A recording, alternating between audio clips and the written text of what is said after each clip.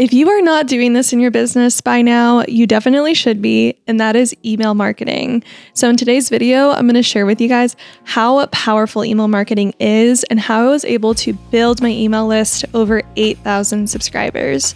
So let's jump into the episode. So email marketing is one of the most powerful marketing tools that you can use, and this is what allows me to sell my courses, what allows me to share my YouTube videos, and also just allows me to connect on a more intimate and deeper level with either clients and also customers. So I'm going to share with you guys how I was able to grow my audience and also how to go about it, because it's kind of a topic I feel like that you can find information on, but it's a little bit confusing on where to start, how to actually get your users and your subscribers to open the email, and also if it actually works. So I'm going to share with you guys all of that today.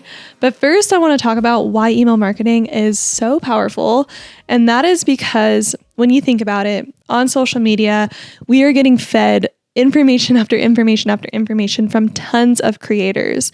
And there's really only probably maybe like a handful, or let's say 20 creators that you really love to hear their advice every week or every month, and you go to their page purposely to learn from them. Well, when you're on their email list, it's an actual direct communication with that one person. It's not like social media where you're getting fed hundreds and thousands of pieces of information and you have to kind of pick and choose which one you want to hear. This is actually people who have chosen to hear from you, and you get to communicate with them directly. So think about it that way. It's so powerful, and it's also something that you own. We don't own Instagram. We don't own TikTok. We don't own YouTube. We don't own all these social media platforms.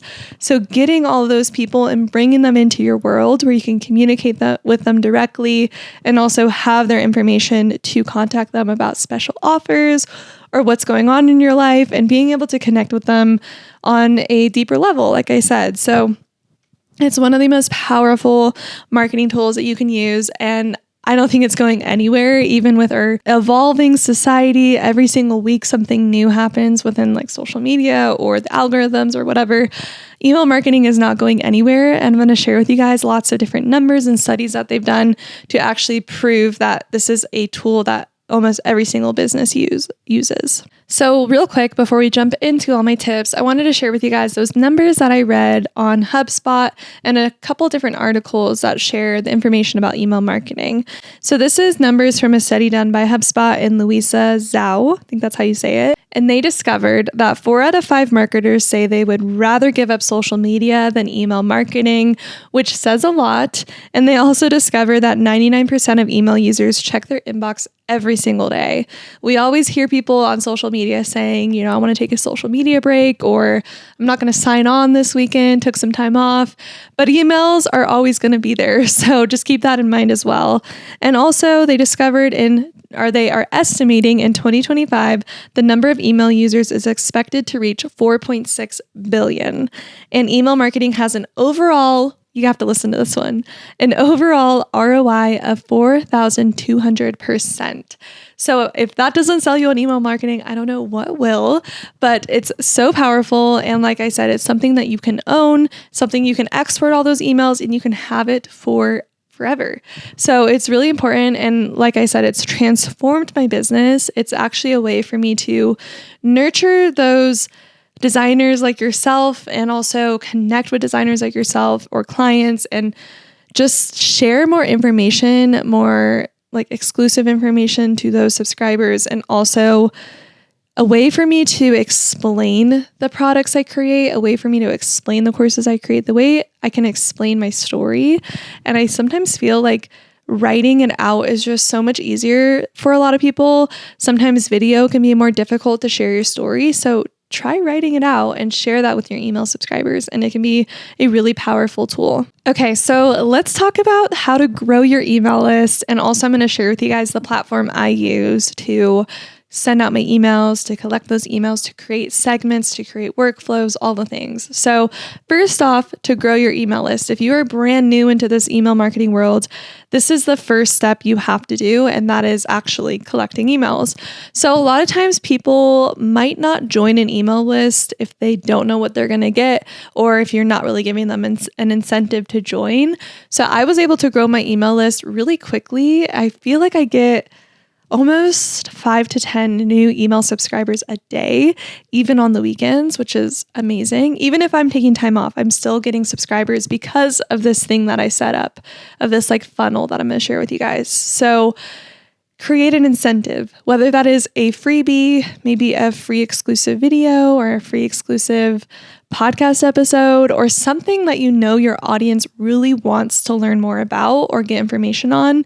Create a really simple freebie that will collect their email and bring them into your list. So, of course, it's good to be transparent about them signing up for the freebie and becoming part of your list. But this is how I was able to grow my email list and still grow it to this day.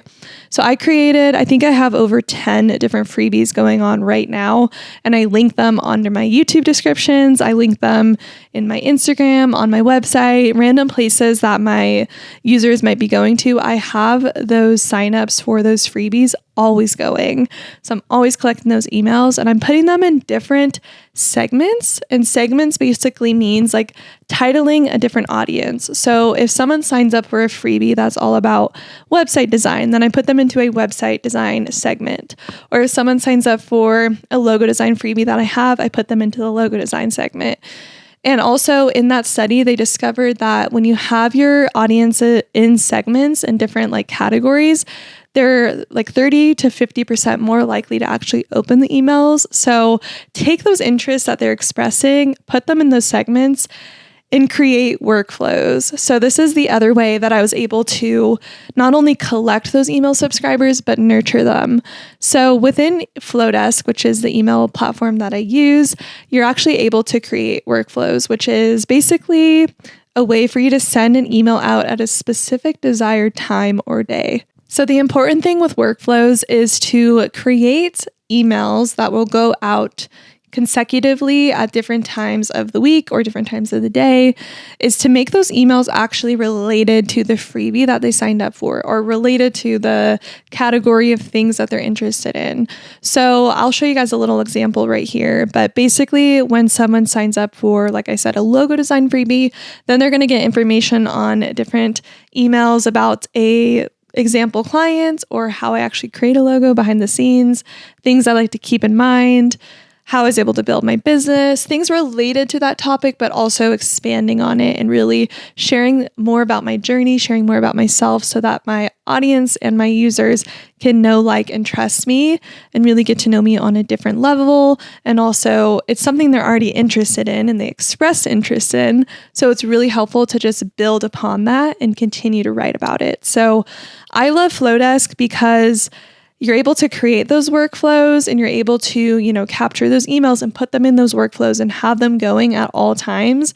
So my business is basically working for me while I sleep or while I'm on vacation.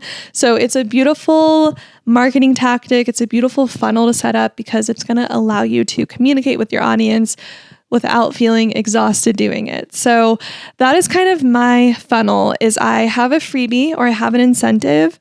They sign up for that, they get put into a segment, that segment gets put into a workflow, and that workflow communicates them with, I would say, for about 5 to 6 weeks, I'm sending out an email. And of course, at the end of those emails, there's typically a call to action, whether that's purchasing a course or now going to be joining my community, the Creator Collective Co community, which I'm so excited about. I'll definitely share more information in the weeks to come because we are almost approaching the launch day, which launch day is August 14th. I'm so excited, but little shameless plug there. But basically, you have a call to action at the end of the workflow so that they know what to do now. It's like they've learned from you. If they've opened up those emails throughout the workflow or throughout those 4 to 5 weeks, now they're probably interested in learning even more from you. So I personally have learned a lot about marketing over the last few years. I've gone to school for it. I've watched so many YouTube videos. I've really studied what works. And I have noticed that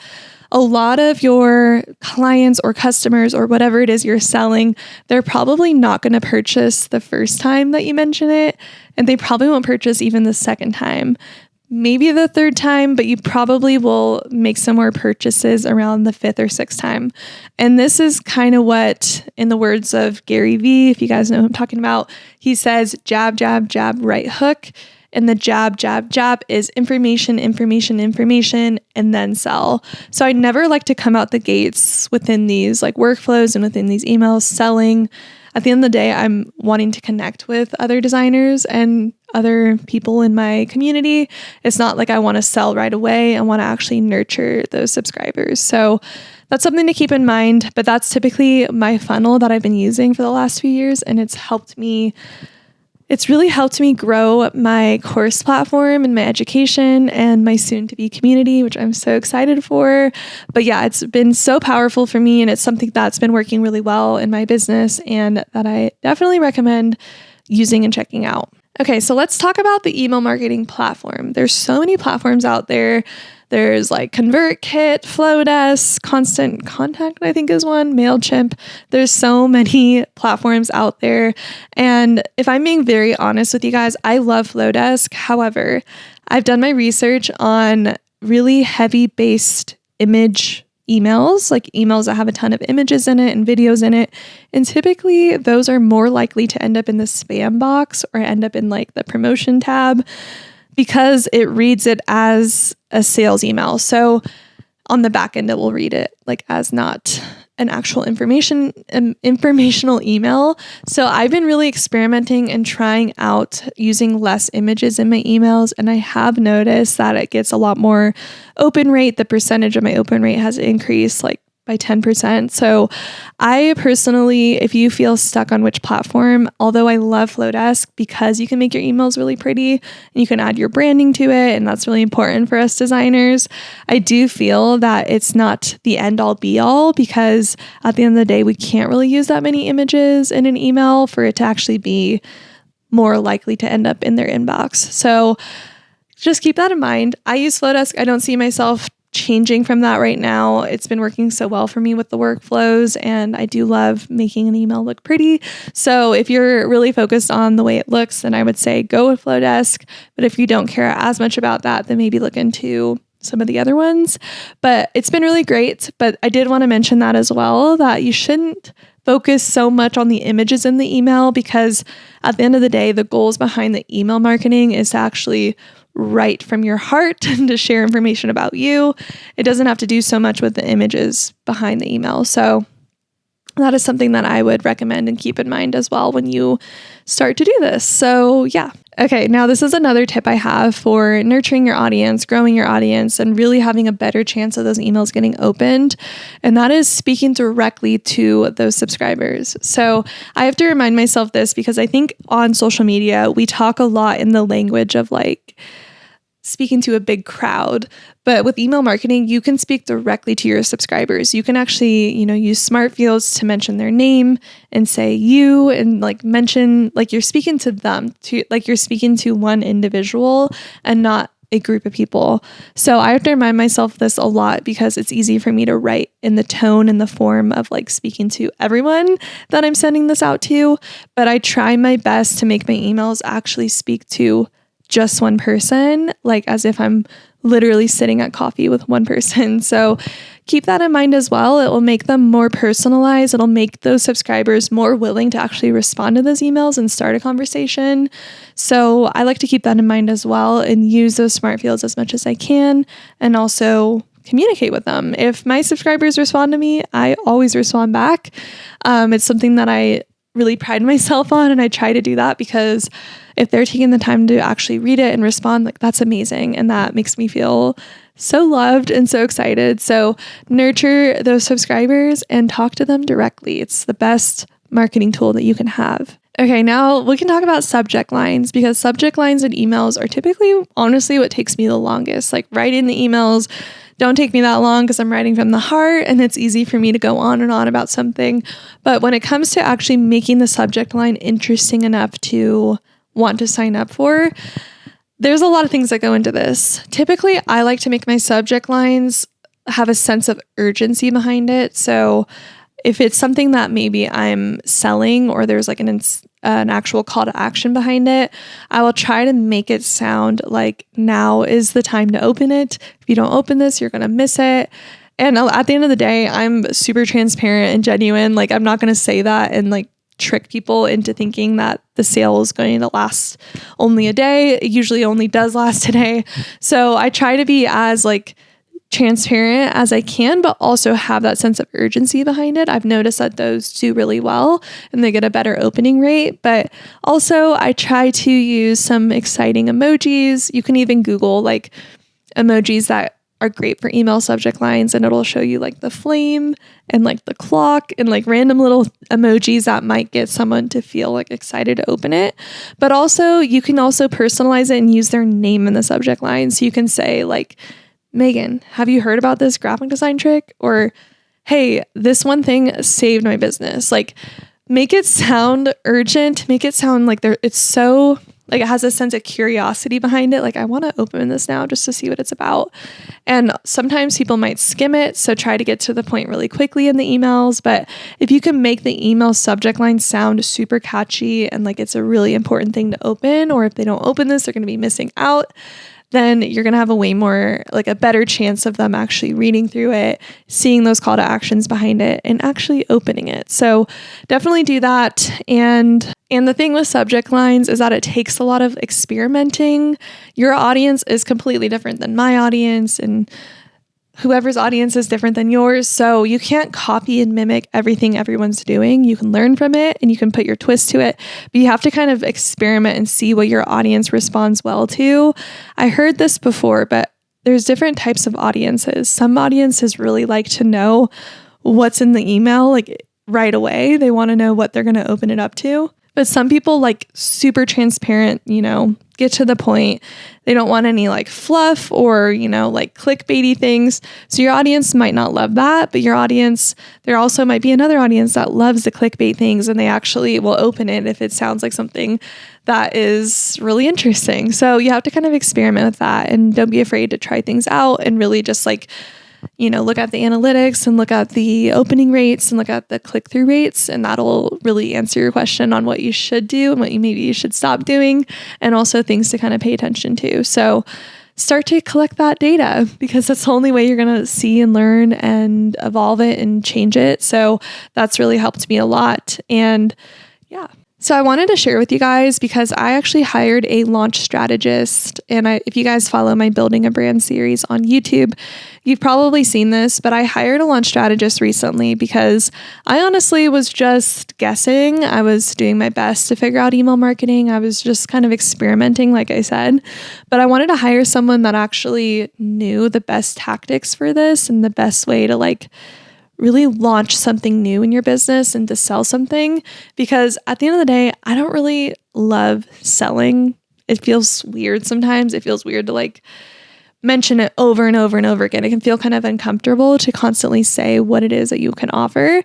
But I know that, like I mentioned, it might take 5 to 6 times of you saying it for someone to actually take the leap. So I did hire a launch strategist and she gave me a sales, basically a framework of emails and a sequence of emails to follow and implement. And I'm going to definitely share with you guys the results of these at the end of my launch. But I implemented that a couple days ago. And that's what sparked my interest in making a podcast episode about this, because I talk so much about social media and posting on YouTube and all these things, but I never really talk a lot about email marketing. And she helped me create this sequence of emails where I have an email going out every single week. I personally don't love to email like multiple times a week. It feels unnatural for me. It feels too salesy. And when I get emails more than once a week, it overwhelms me. So I never want to be that person in the inbox that's just constantly sharing something new. But we have something set up right now. So it's like 1 email a week. And then the week of my launch, we increase that frequency. So you'll be getting an email almost every single day that week, just to like remind you of the sale, also show you exactly what's inside of the community, because that's what I'm going to be launching, and just showing more information, answering questions. So I think that it's okay to send one email a week or even one email a month, whatever you're able to do. Don't stress yourself out trying to email all the time, but as long as you can like nurture that audience and remind them that you're there.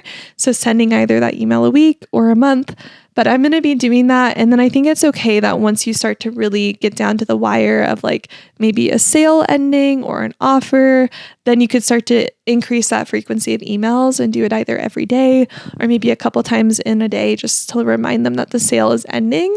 And you can also study this by subscribing to like random clothing brands. Like right now I'm subscribed to like Abercrombie's, and I'm about to unsubscribe because they've been emailing me so much.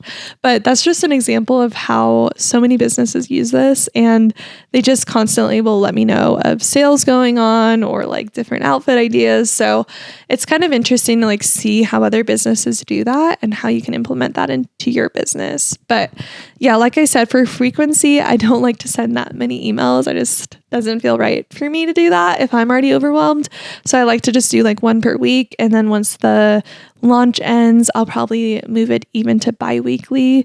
So that way it just feels more natural to me, not overwhelming. And then I can just let my subscribers know about like a new YouTube video or something new going on in the design world. So that's how I've been approaching email marketing. And like I said, it's been such a powerful tool. And if you're not doing this, I definitely recommend starting to do this. Start to push those freebies that you have, those incentives to join your email list.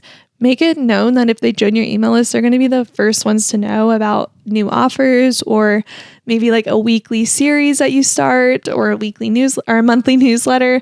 Start some sort of series, get them excited, get them actually interested in joining, and don't be afraid to share that on like Instagram stories, or, adding the link to your freebies in your Instagram stories, because that's what's going to bring those people in and keep them interested. And don't be afraid to mention it more than once, because I think a lot of us think so fast that we forget that someone might have mentioned that last week. So just keep that in mind as well. But that's how I approach emails, and it's definitely been so helpful for my business. I honestly think that without it, I wouldn't have sold as many like courses, or I wouldn't have had so many amazing students join my courses without these workflows and without sharing more information about it. So I'm really excited to see how this new kind of frequency of emails and the launch strategy behind it is going to help my community launch. So if you want to see those emails come through that I've been working hard on writing them, it's been a lot of work to get those all written, because I think there was like 15 or 20 of them, because that's another thing. If you have a launch coming up, it's important to lead up to the launch. So the whole reason that I'm able to do one email a week is because we had over like 4 weeks to actually lead up to the actual sales emails. So keep that in mind as well, but I'll definitely keep you guys updated if you're interested in how these emails do with the launch strategists behind me. So I'm really excited to see how that works, and like if it increases the click-through rate, or if it increases the sale or but I'm excited to see if it increases the click-through rate and also the amount of community members that I might get. So I'm really excited. And this one was important for me to bring someone in that knows what they're doing, because I've put so much hard work into the community that I want so many amazing members to get their hands on it and get in the community. So I really wanted to hire someone to help me figure that out. But just with my own experimenting, that funnel that I shared with you guys really helped me grow my email list and is continuing to grow it. And yeah, nurturing them through these sequence of emails is also going to help. So I hope that was interesting to you. If you guys want to see more videos on like Flodesk and how I create those emails, or even me sharing with you guys the sequence of emails and like how that sales framework kind of looks, I'm happy to do that. And I might even actually add that into the community, the Patreon. So definitely let me know. But I hope that this was an interesting episode to you all. And I hope that you guys start email marketing if you have not already. I hope this inspired you to go start it, because it's a really powerful tool that I don't want you guys to miss out on. But yeah, thank you guys so much for sticking around and listening to this episode. If you enjoyed it, I would appreciate it so much. I've noticed that I think only 20% of my listeners are actually subscribed to my YouTube channel, but that would mean the world to me. If you subscribe, it would let me know that you are enjoying the content and that I should keep on making it. But I hope that you guys have a wonderful weekend, or next week if you're listening to it then. But whenever you're listening to this, I hope you're doing well, and I will see you in my next video or episode.